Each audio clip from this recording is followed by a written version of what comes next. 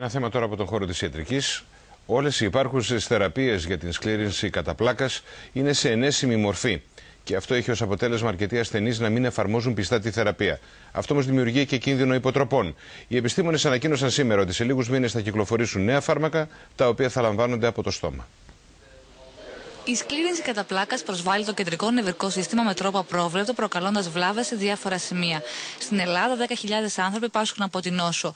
Μέχρι τώρα υπήρχαν μόνο ενέσιμα φάρμακα για τους ασθενείς. Οι επιστήμονες ανακοίνωσαν πως σε λίγους μήνες αναμένεται να κυκλοφορήσουν νέα φάρμακα, τα οποία θα λαμβάνονται από το στόμα. Θα πρέπει να σταθμίσουμε τα υπέρ και τα κατά. Αυτοί που κάνουν ενέσεις, παραδείγματος χάρη, μπορεί να βαρεθούν, να κουραστούν και να τη σταματήσουν. Αυτοί που θα παίρνουν χάπια θα είναι πιο εύκολο να συμμορφωθούν με τη θεραπεία τους.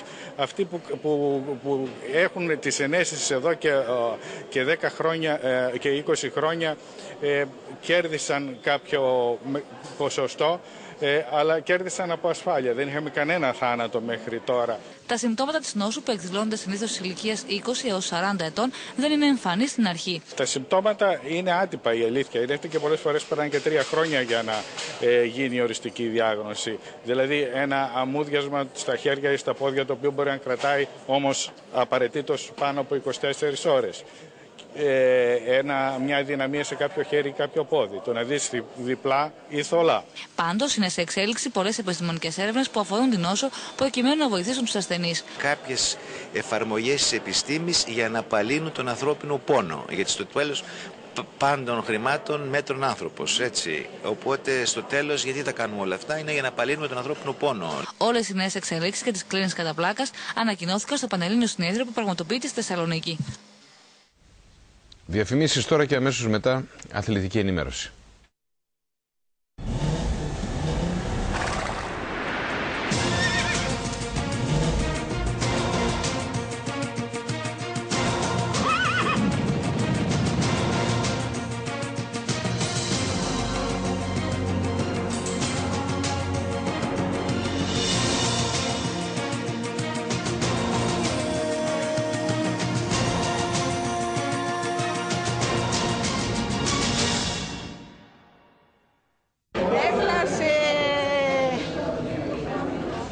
Παλικάρι μου. Τι να πάθω, κύριε Γιώτα. Έπεσε ο Ντάου Τζόνς. Με μηχανή ήτανε. Όσο κι αν αλλάζει η ζωή μας, η ανθρωπιά μας κρατάει πιστά τις παραδόσεις. Το ίδιο και η μπύρα μας. Μπύρα Αλφα. Boxer.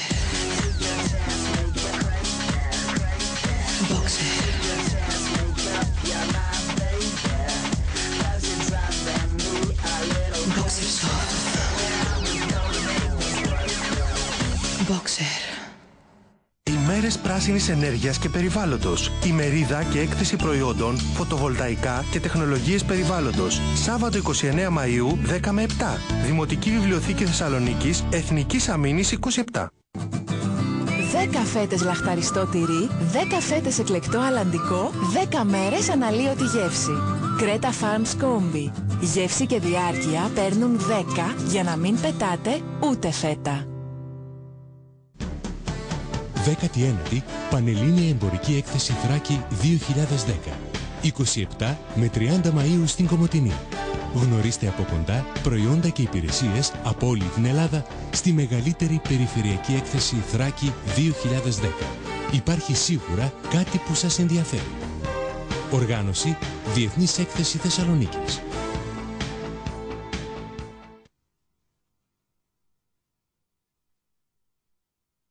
Έκθεση Λατομείο και Εργοτάξιο. Δαμάστε τα θηρία. Ζωντανές επιδείξεις. Test drive σε πραγματικές συνθήκες εργασίας. 28 με 30 Μαΐου στο Μαρκόπουλο Αττικής. Οργάνωση New Genesis. Μήτρου Χρήστος. Τα πάντα γύρω από τον επαγγελματικό εξοπλισμό. Τα πάντα γύρω από τους καθημερινούς συνεργάτες. Μήτρου Χρήστος. Αξιοπιστία. Δύναμη. Αντοχή. Design. Απόδοση. Τα κριτήρια. Πολλά. Μήτρου Χρήστος. Επαγγελματικός εξοπλισμός εστίασης και αναψυχής. Τηλεφωνικό κέντρο 23510 42401. Επειδή με λίγη παραπάνω συγκέντρωση και λίγη παραπάνω ενέργεια μπορείτε να τα καταφέρετε καλύτερα, εμπιστευτείτε το Φάρματον Βιταμιτζέν. Η αποτελεσματική του σύνθεση σας προσφέρει φυσική και πνευματική ευεξία. Φάρματον Βιταμιτζέν. Πάρτε τα πάνω σας. Τα πολυβιταμινούχα Φάρματον Βιταμιτζέν και Κίντι, αναγνωρίζοντας την οικονομική κατάσταση των καιρών μας, προχωρούν σε μείωση των τιμών τους κατά 5 ευρώ. Για υψηλές επιδόσεις στον αγώνα, ΑΤΕ διπλασιάζουν. Ταμιευτήριο με υψηλό επιτόκιο που μπορεί να διπλασιαστεί. ΑΤΕ διπλασιάζω και σκοράρεις διπλά. ΑΤΕ Bank. Τράπεζα εμπιστοσύνης.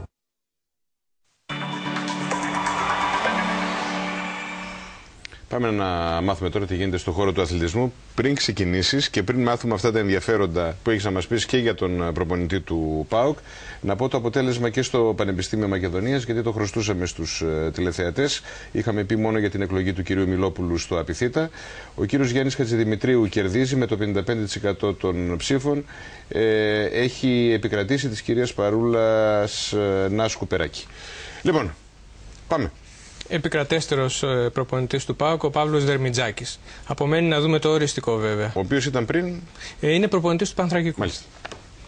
Κυρίες και κύριοι, χαίρετε. Έτοιμος να αναλάβει την τεχνική ηγεσία του ΠΑΟΚ, δήλωσε σήμερα ο Παύλος Δερμιτζάκης. Ο καβαλιώτης τεχνικός επιβεβαίωσε το ενδιαφέρον του δικεφάλου και τόνισε ότι θα πρέπει να συνενέσει και ο Πανθρακικός, με τον οποίο έχει συμβόλαιο. Κρίσιμο είναι το τρέχον 48ωρο για το θέμα του νέου προπονητή στον ΠΑΟΚ. Οι διοικούντες στην ασπρόμαυρη ΠΑΕ εξετάζουν όλα τα δεδομένα για να καταλήξουν στην τελική επιλογή του ανθρώπου που θα διαδεχθεί τον Φερνάντο Σάντος. Σύμφωνα με πληροφορίες της ΕΤΡΙΑ, από τον ελληνικό χώρο επικρατέστερος είναι ο Παύλος Δερμιτζάκης, ο οποίος διατηρεί σοβαρό πλεονέκτημα και έναντι των υπόλοιπων λύσεων από το εξωτερικό. Ο Έλληνας τεχνικός συγκεντρώνει πολλά από τα χαρακτηριστικά που αναζητούν στον ΠΑΟΚ και επιπλέον είναι γνώστης της ελληνικής πραγματικότητας αλλά και των ιδιαίτερων συνθηκών που επικρατούν στο δικέφαλο. Στον Άρη, ο Χριστιαν Ασούτα εξέφρασε την επιθυμία του να παραμείνει στην ομάδα, ξεκαθαρίζοντας ότι θα πιέσει και ο ίδιος προς αυτή την κατεύθυνση. Ο Αργεντινός αμυντικός αναχωρεί την Παρασκευή στην πατρίδα του και όπως τόνισε, ένα από τα πρώτα πράγματα που θα κάνει μόλις φτάσει στο Buenos Aires είναι να συναντηθεί με τους ανθρώπους της Boca Juniors για να τους πείσει να ρίξουν και τις οικονομικές τους απαιτήσεις, ώστε να βρεθεί χρυσή τομή στις διαπραγματεύσεις με τον Άρη και να έρθει στους κίτρινους με κανονική ελεύθερη μεταγραφή. Στον Ηρακλή, η διοίκηση περιμένει την επικύρωση της βαθμολογίας από την συνεδρία στη Super League, ώστε να εξαλειφθεί ο κίνδυνος από τις κινήσεις του Λεβαδιακού και της ένστασης που έχει καταθέσει στο Διεθνές Αθλητικό Δικαστήριο για την υπόθεση Μπιλίσκοφ. Από εκεί και πέρα, η ΠΑΕ Ηρακλής διαψεύδει κατηγορηματικά ότι ο Πανιώνιος έχει καταθέσει πρόταση για την απόκτηση του Βίκτορας Γιάκοπ, την ώρα που ένας ακόμη παίκτης των Κιανολεύκων, ο Δημήτρης Γιάντσης, κατέθεσε προσφυγή για να μείνει ελεύθερος. Οι άνθρωποι του Ηρακλή περιμένουν επίσης αύριο και την έγκριση του φακέλου που έχουν καταθέσει στην ΕΠΟ για να εξασφαλίσουν την άδεια συμμετοχής στο νέο πρωτάθλημα. Λόγω της εκκρεμότητας με την προσφυγή του Λεβαδιακού στο Αθλητικό Δικαστήριο της Λοζάνης, η Super League δεν επικύρωσε ούτε σήμερα την τελική βαθμολογία του πρωταθλήματος. Με ενδιαφέρον αναμένεται το αυριανό Διοικητικό Συμβούλιο του Παναθηναϊκού, καθώς αναζητείται ο νέος πρόεδρος της ΠΑΕ. Εξάλλου, ο εφοπλιστής Βαγγέλης Μαρινάκης έστειλε επιστολή στον πρόεδρο της ΠΑΕ Ολυμπιακός, Σοκράτη Κοκάλη, με τις προτάσεις του. Κρίσιμο είναι το Διοικητικό Συμβουλίο της ΠΑΕ Παναθηναϊκός, το οποίο έχει προγραμματιστεί για το απόγευμα της Παρασκευής και έχει ως αποκλειστικό θέμα την εκλογή του νέου πρόεδρου. Για την ανάδειξή του απαιτείται ενισχυμένη πλειοψηφία, οι 14 ψήφοι δηλαδή από το 20μελές Διοικητικό Συμβούλιο. Όλες οι πλευρές των μετόχων κρατούν κλειστά τα χαρτιά τους για τη στάση που θα τηρήσουν. Λόγω επαγγελματικών υποχρεώσεων θα απουσιάσει ο Νικόλας Πατέρας, που βρίσκεται στο εξωτερικό, ενώ ο Παύλος Γιαννακόπουλος επανέλαβε πως δεν επιθυμεί την προεδρική θέση στην ΠΑΕ. Σε περίπτωση που δεν προκύψει νέος πρόεδρος, όλα τα θέματα θα παγώσουν μέχρι τις 18 Ιουνίου, ημερομηνία για την οποία έχει οριστεί η Γενική Συνέλευση των Μετόχων. Οι οπαδοί ετοιμάζονται να δώσουν δυναμικό παρόν έξω από τα γραφεία της ΠΑΕ την ώρα του Διοικητικού Συμβουλίου. Στον Ολυμπιακό, ο Βαγγέλης Μαρινάκης απέστειλε την έγγραφη πρότασή του στη διοίκηση της ΠΑΕ. Η επιστολή, στην οποία περιέχεται πιθανότατα ολοκληρωμένο πακέτο αγοράς της εταιρείας, βρίσκεται στα χέρια του Σοκράτη Κόκαλη, ο οποίος και την εξετάζει. Ο Παναγιώτης Λαγός ανανέωσε το συμβόλαιό του με την ΑΕΚ για 3 ακόμη χρόνια. Στα play-off του μπάσκετ τώρα, ο Παναθηναϊκός έκανε το πρώτο βήμα για την κατάκτηση του τίτλου, επικρατώντας του Ολυμπιακού με 73-54 στο ΟΑΚΑ. Επιβλητικός ήταν ο Παναθηναϊκός στον πρώτο τελικό της Α1, καθώς έκανε επίδειξη δύναμης επί του Ολυμπιακού, νικώντας με 73-54 στο κλειστό των Ολυμπιακών εγκαταστάσεων και πήρε το προβάδισμα στη σειρά. Η πρώτη κόντρα των δύο Ιωνίων εξελίχθηκε σε παράσταση για ένα ρόλο. Έπειτα από το πρώτο δεκάλεπτο, ο Παναθηναϊκός έγραψε ένα επιμέρους σκορ 22-10, εισπράττοντας 13 πόντους από τον Αντώνη Φώτσι, άλλους τόσους έδωσε ο Μάικ Μπατίστ. Εξαιρετικό παιχνίδι έκανε ο Κώστας Τσατσαρής, σημειώντας 10 πόντους, ενώ ο Δημήτρης Διαμαντίδης επιβεβαίωσε ότι είναι ένας παίκτης στο ορχήστρα, αφού τελείωσε τον αγώνα με 10 πόντους, 9 rebound και 5 assist. Καλησπέρα σας. Είμαι πολύ ικανοποιημένος με τον τρόπο με τον οποίο αγωνιστήκαμε σήμερα και είναι πάρα πολύ σημαντικό να ξεκινάει κανείς παίζοντας όπως παίξαμε απόψε. 41-26 ήταν το σκορ του πρώτου ημιχρόνου, ενώ τα χειρότερα για τον Ολυμπιακό ήρθαν στο δεύτερο ημίχρονο. Ο Ολυμπιακός παρουσιάζει κατώτατος των περιστάσεων και τραγικά άστοχος 6 από τα 6-25, αφού ολοκλήρωσε με 0-23 προσπάθειες 3 πόντων. Είμαστε πολύ θυμωμένοι και νευριασμένοι, γιατί πραγματικά δεν ήμασταν εντάξει ούτε της προσπάθειάς μας που έχουμε κάνει μέχρι τώρα. Φυσικά του τρομερού κόσμου που μας ακολουθεί και μας πιστεύει και τον πρόεδρο μας. 13 πόντους έδωσε ο Κλέιζα και 10 ο Τεόντο Ζήτσο, όμως οι δυο τους είχαν 0-11 προσπάθειες 3 πόντων. Ο δεύτερος τελικός θα διεξαχθεί την Κυριακή στο στάδιο Ειρήνης και Φιλίας. Για την μάχη της τρίτης θέσης, το Μαρούσι, η επικράτηση του Πανελληνίου με 75-70 στο κλειστό του Αγίου Θωμά. Ο Μπίλι Κις με 17 πόντους ήταν ο άνθρωπος της τελευταίας στιγμής για το Μαρούσι που έκανε την ανατροπή στο δεύτερο ημίχρονο. 13 έδωσε ο Λούκας και 14 ο Νάτσφεϊ. Σπουδαίο παιχνίδι από τον Ιαν Βουγιούκα με 21 πόντους και 9 rebound. 14 έδωσε ο Ντέβι Σμιθ, αλλά αυτοί οι αριθμοί δεν ήταν αρκετοί για τον Πανελλήνιο. Ευχαριστούμε τον Στέλιο Νικητόπουλο. Ευχαριστούμε και εσάς κυρίες και κύριοι που μας παρακολουθήσατε. Καλή σας νύχτα.